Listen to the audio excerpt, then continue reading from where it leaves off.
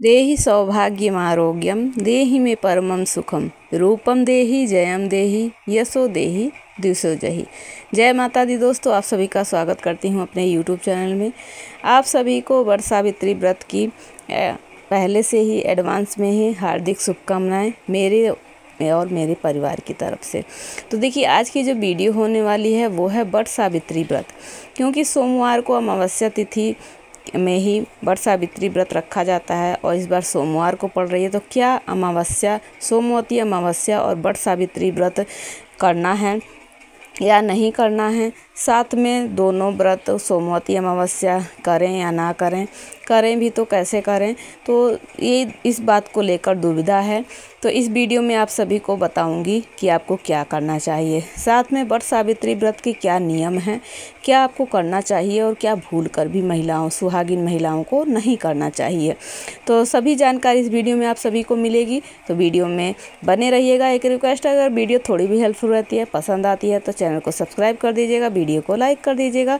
तो चलिए वीडियो शुरू करते हैं। सबसे पहले जानते हैं कि वट सावित्री व्रत कब रखा जाएगा। तो देखिए, वट सावित्री व्रत रखा जाएगा 26 मई दिन, क्या है, सोमवार को।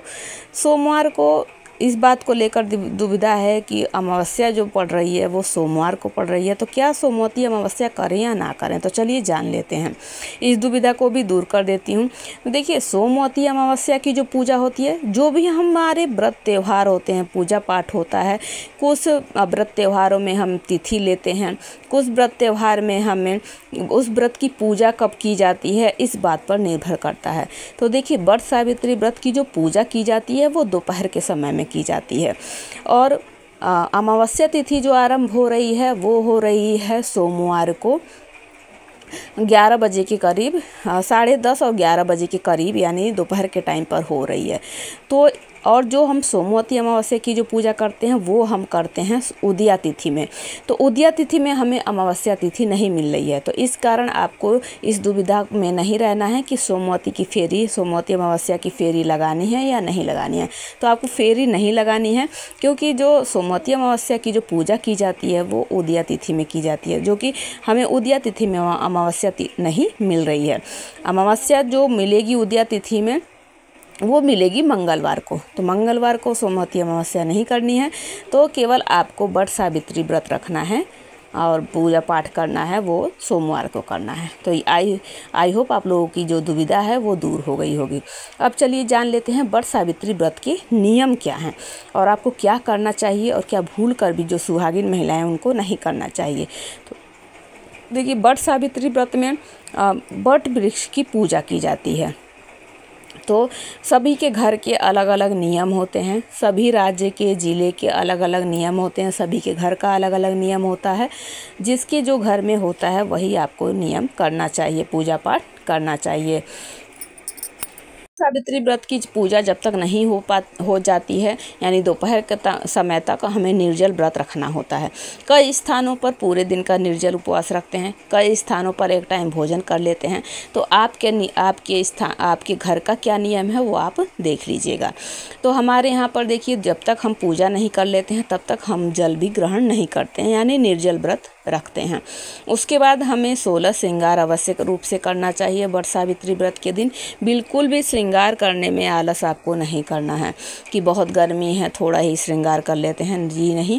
बहुत ही सौभाग्य से मिलता है ये श्रृंगार, तो आपको श्रृंगार करने में आलस नहीं करना है। 16 श्रृंगार खूब और उत्साहित होकर आपको श्रृंगार करना चाहिए। श्रृंगार करते समय इस बात का ध्यान रखें कि शॉर्ट वीडियो मैंने काफ़ी डाल दी अपने चैनल पर, आप चाहें तो चेकआउट कर सकते हैं, लेकिन इस वीडियो में आप सभी को मैं बता देती हूँ एक बार फिर से।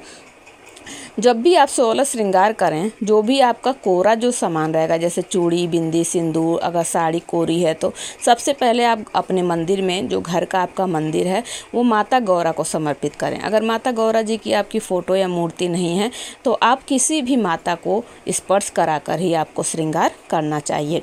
जैसे मेहंदी लगाती हैं एक दिन पहले, तो वो मेहंदी भी सबसे पहले आप माता गौरा या किसी भी देवी को आप स्पर्श कराकर ही वो मेहंदी लगाएं। पहले माता को लगाएं, फिर अपने लगाएं। इससे क्या होता है, हमारे सुहाग में वृद्धि होती है, माता का आशीर्वाद, माता की कृपा मिलती है। तो इस बात का सभी सुहागन महिलाओं को वट सावित्री व्रत के टाइम पर ही नहीं, हमेशा इस बात का आपको ध्यान रखना चाहिए। अब 16 श्रृंगार आपको ज़रूर करना है। उसके बाद 16 श्रृंगार करने के बाद आपके हमारे यहाँ पर देखिए आटे की, मेरे चैनल पर वीडियो मिल जाएगी, आप चाहें तो देख सकते हैं। हमारे यहाँ पर आटे की 5 लोई के, गोदा बोलते हैं उसे, आटे की लोई से बनाया जाता है, उसको चढ़ाया जाता है। उसके बाद पकवान बनाए जाते हैं, पकवान जो भी बनाते हैं, लेकिन मुख्य रूप से आपको फल में आम और खरबूजा ज़रूर रखना चाहिए। उसके बाद आपको 2 पंखे लेने चाहिए, एक पति के लिए और एक बट वृक्ष के लिए।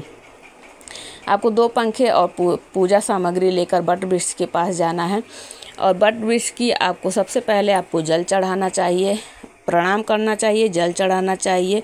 उसके बाद आपको फेरी लगानी चाहिए, फेरी 108 लगाना चाहिए। और पूजा सामग्री में चना भीगा हुआ चना आपको ज़रूर रखना चाहिए। आपको अगर समझ नहीं आ रहा तो मेरे चैनल पर पूजा की वीडियो मिल जाएगी, आप चेकआउट कर सकते हैं। बट वृक्ष की पूजा करने के बाद आपको घर आकर वहाँ पर व्रत नहीं खोलना है। बट वृक्ष का एक फल होता है, वो लेकर हमारे यहाँ पर आया जाता है, किसी और से तोड़वाकर। आप इस बात का ध्यान रखें कि आप ना पत्ते तोड़ें ना फल तोड़ें। बरगद वृक्ष की किसी भी पेड़ की उस दिन आपको टहनी, पत्ता, फल नहीं तोड़ना चाहिए। इस बात का महिलाओं को ध्यान रखना चाहिए व्रत के दौरान। तो आप उसका फल किसी और से तोड़वा कर ला सकते हैं। उसके बाद हमारे यहाँ पर दान दिया जाता है, तो दान में आपको खरबूजा, आम ज़रूर रखना है। जल का एक पात्र दान ज़रूर करना चाहिए, साथ में पंखा और अन्न का दान आपको करना चाहिए। उसके बाद जो बट वृक्ष का जो आप फल लाते हैं उसको और चने को गंगा जल और जल के साथ आपको निगलना होता है। उसके बाद आप पानी पी सकती हैं और आप भोजन ग्रहण कर सकती हैं। भोजन में लहसुन प्याज का सेवन आपको नहीं करना है, इस बात को ध्यान रखना है। हो सके तो मीठा भोजन करें।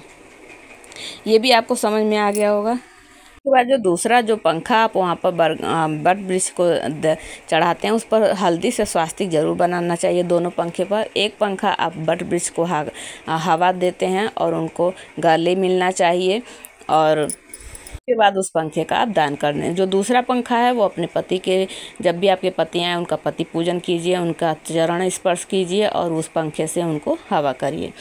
और माता सावित्री और सत्यवान जी से और भगवान भोलेनाथ और माता पार्वती से अखंड सुहाग का आशीर्वाद लें, उनसे कृपा बनाए रखें, अखंड सुहाग दें, ऐसी आपको प्रार्थना करनी चाहिए। महिलाएं हैं, चूड़ी पहनते वक्त ध्यान रखें कि कांच की ही चूड़ी पहननी चाहिए। देखिए और दिनों में आप बेशक आप किसी भी मेटल की, प्लास्टिक की पहन लें चूड़ी, लेकिन खासकर ध्यान रखें कि जैसे हमारे जो सुहाग की जो व्रत होते हैं, जैसे तीज हो गया, करवा चौथ हो गया, बट सावित्री, इनमें आप कांच की चूड़ी ही पहनें, कोशिश यही करें। अगर नहीं आप सेट लगाना चाहते हैं तो उसमें कांच की चूड़ी ज़रूर मिलाएँ, लाल या पीले रंग की। पूजा पाठ कर लें तो कई बार ऐसा होता है कि बहुत गर्मी लग रही है, चलो उतार देते हैं, तो सारा श्रृंगार आप ना उतारें। इस बात की महिलाएं ध्यान रखें, क्योंकि अधिकतर सभी श्रृंगार उतार देती हैं। नहीं, ऐसा आपको नहीं करना चाहिए। भी साड़ी कपड़े उतारें तो उसको तुरंत तय ना करें, उसको ऐसे ही कहीं पर टांग देना चाहिए।